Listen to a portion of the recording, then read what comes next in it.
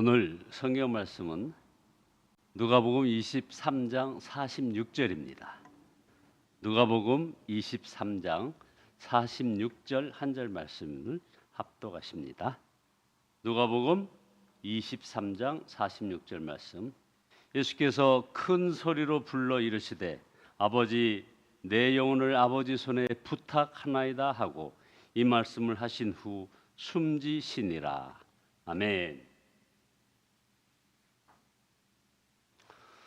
함께 인사 나누시겠습니다. 사랑합니다. 사랑만 하며 살아가시는 여러분 되시기를 이 사순절 기간 간절히 축원드립니다. 오늘 말씀 누가복음 23장 46절 말씀을 제목으로 내 영혼을 아버지 손에 맡깁니다 라는 제목입니다. 사순절 다섯째 주간입니다. 이제 다음 주 금요일에는 성금요일을 우리가 맞이하게 됩니다. 인류 역사상 가장 어둡고 고통스러운 순간, 2000년 전 바로 하나님의 아들 예수 그리스도께서 십자가에 달리신 바로 그 자리, 그 갈보리 언덕 앞에 우리들은 서 있을 것입니다. 그 십자가 아래는 인간의 죄악과 배신 그리고 깊은 불안이 소용돌이치고 있었습니다. 예수님으로 인하여 권력을 잃을까 봐 두려워하는 종교 지도자들의 불안, 로마의 통치 아래 신음하며 메시아를 갈망했지만 예수님을 정치적 메시아로 오해한 군중들의 불안, 예수님을 돈과 유익을 누리고자 했으나 그 예수님을 통해서 돈과 유익을 누리고자 했으나 기대가 무너지자 예수님을 팔아버린 가롯 유다의 불안, 2000년 전 십자가 주변의 이 불안은 과연 우리가 살아가는 이 시대의 불안과 얼마나 다를까요? 우리는 여전히 미래에 대한 염려, 경제적 어려움, 관계의 깨어짐, 건강과 죽음에 대한 두려움 속에 신음하며 살아갑니다. 이 불안 속에서 인간은 본능적으로 안전을 갈망합니다. 그리고 그 안전을 이 세상이 내미는 다양한 손에 맡기려고 합니다. 어떤 이들은 돈의 손에 자신의 미래를 맡깁니다. 어떤 이들은 성공과 명예의 손에, 또 어떤 이들은 관계의 손에 행복과 안정을 찾으려고 합니다. 이것들은 모두 필요하고 좋은 것들이지만 우리는 그 끝을 잘 알고 있습니다. 돈은 있다가도 없고, 성공은 영원하지 않고, 사람과의 관계는 결국 변하기 마련입니다. 세상이 약속하는 안전은 그래서 신기루와 같습니다. 손에 잡힐 듯 하지만 잡히지 않고, 일시적인 만족은 주지만 영원한 안식은 주지 못합니다. 오히려 그것들에 집착할수록 잃을까 봐 두려워서 불안은 점점 커지기만 합니다. 돈을 가지면 잃을까 봐 불안하고, 성공하면 다시 실패할까 봐 두렵고, 관계가 깊어지면 이게 멀어질까 봐 불안합니다. 성경을 보면 하나님의 백성이라는 이스라엘도 강대국의 위협 속에서 불안을 이겨보려 했습니다. 그래서 그 당시 또 다른 강대국이었던 애굽을 의지하려고 했습니다. 그러나 강대국도 의지할 대상이 못 됩니다. 이사야 31장 1절에 보면 도움을 구하러 애굽으로 내려가는 자들은 화 있을진저 그들은 말을 의지하며 병거의 많음과 마병의 힘이 강함을 의지하고 이스라엘 거룩하신 이를 앙모하지 아니하며 여호와를 구하지 아니하나니. 자, 이 시대에 이 나라가 의지해야 될 대상은 무엇이겠습니까? 미국입니까? 중국입니까? 아닙니다. 하나님이십니다. 그러나 우리는 머리로는 알지만 우리의 손은 여전히 세상의 손과 그 힘을 붙잡으려 할 때가 참 많습니다. 하나님을 믿는다고 하면서도 삶의 중요한 결정과 미래에 대한 염려는 세상의 다른 손에 맡겨두는 깊은 모순이 우리 안에 있습니다.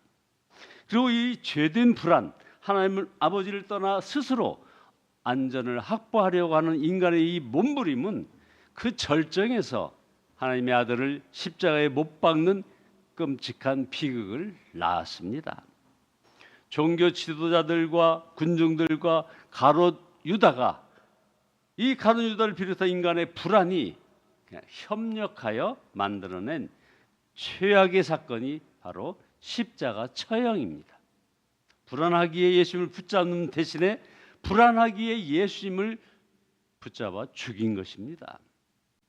그러나 바로 그 불안과 죄악의 정점인 십자가 위에서 우리 예수님은 세상 죄를 짊어지신 어린 양, 우리의 반역의 죄를 위한 대속 제물이 되셨습니다.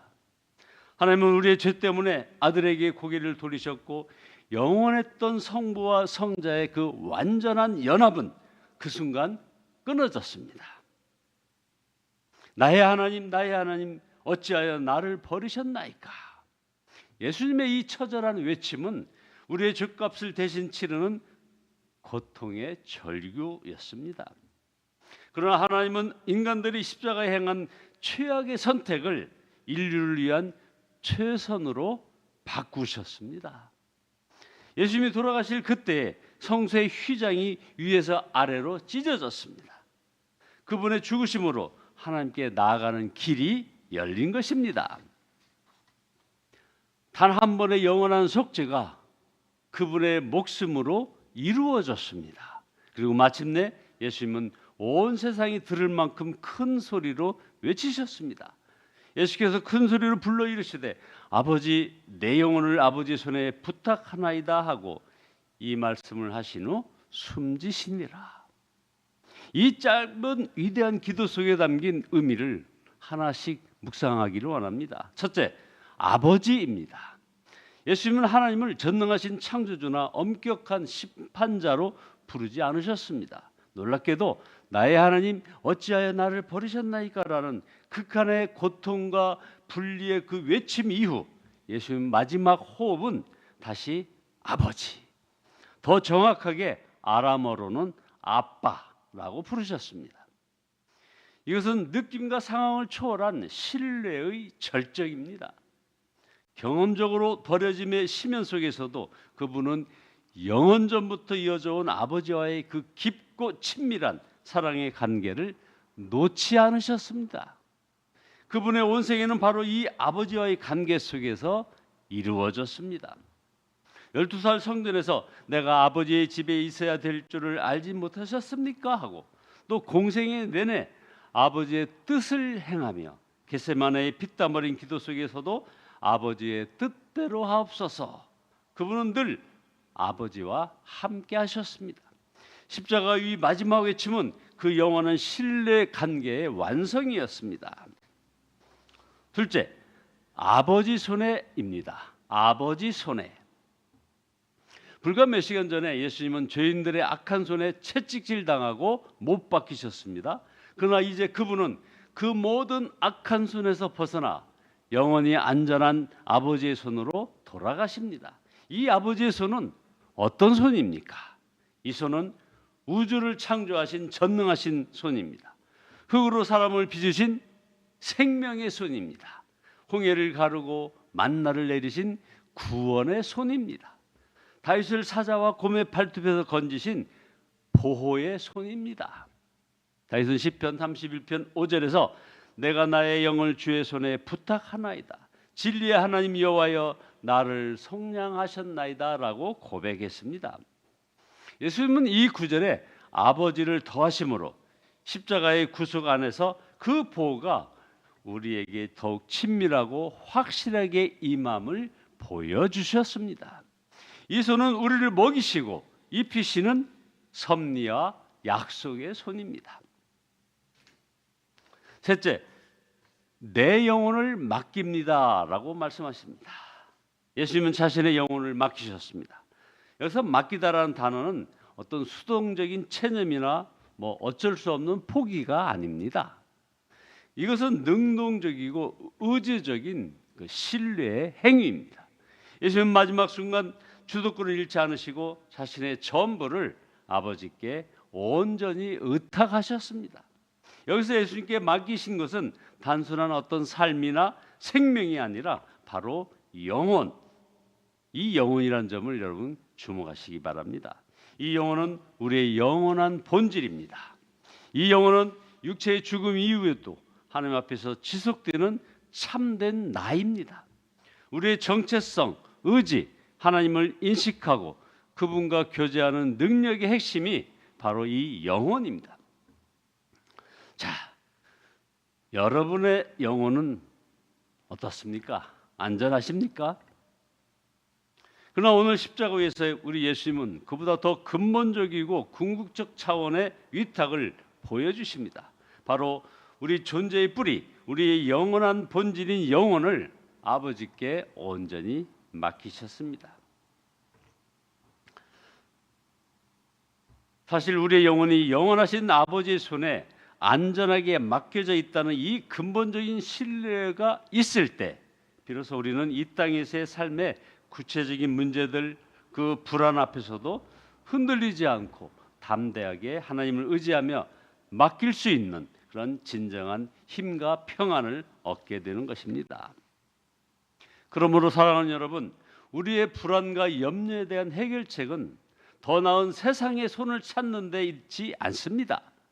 이미 십자가에서 아들 내어주시기까지 우리를 사랑하신 그 아버지의 손, 우리를 창조하시고 구원하시며 영원히 놓지 않으시는 그 아버지의 손을 깊이 알아가고 그 손을 온전히 신뢰하는 법을 배우는 데 있습니다. 그 손이 얼마나 강하고 신실하며 따뜻하고 안전한지를 깨달을 때 우리의 불안은 소망으로 바뀌고 거짓된 안식을 향한 미련을 버릴 수가 있는 것입니다. 결론입니다. 세상은 끊임없이 내 인생의 주인이 되라, 내 삶의 주도권을 가지라 이렇게 속삭입니다. 그러나 교회는 이것이 거짓임을 선포하는 것입니다. 그리스도인은 이것이 거짓임을 증거하는 자입니다. 교회는 우리의 삶이 우리 자신의 것이 아님을 아주 지속적으로 상기시키는 것이며 그리스도인은 우리의 삶이 주의 것임을 항상 고백하는 자들인 것입니다. 처음부터 우리의 영혼과 생명과 인생은 하나님의 것이었습니다.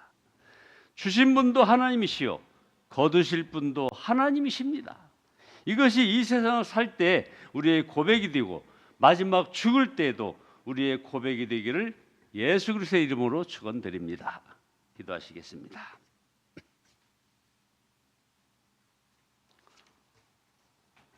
전능하신 주님, 우리의 연약함과 불신앙을 주 앞에 고백합니다. 주님, 십자가 사랑으로 함께하여 주시고 아버지께서 베푸신 은혜를 망각하고 세상의 헛된 약속이 현혹되어서 불안과 두려움 가운데 방황하여 있던 저희들을 용서하여 주시옵소서. 이제 아버지의 품을 떠나 세상의 위로를 구하며 살았던 우리의 이 어리석음을 용서하여 주옵소서. 이제 생명의 근원이며 만유의 주제이신 아버지의 전능하신 손길에 우리의 영혼과 삶을 온전히 맡겨드립니다. 주님, 우리를 창조하시고 십자가의 보혈로 구원하신 전능하신 하나님께서 우리의 모든 것을 아시오니 우리의 무지하고 연약한 뜻이 아니라 오직 아버지의 완전하신 뜻대로 가장 선하고 거룩한 길로 저희들의 삶을 인도하여 주시옵소서. 지난 47년 동안 우리 예수와 함께 하신 우리 전능하신 주님께서 이제 사나 죽으나 우리의 삶과 영혼은 아버지의 것이오니 신실하신 아버지의 손에 온전히 붙들림 바 되는 우리 교회 되어지게 하시고 우리 모든 성도들 되어서 세상이 결코 줄 수 없는 참된 안식과 영원한 평강을 누리게 인도하여 주시옵소서. 예수님의 이름으로 기도드리옵나이다. 아멘.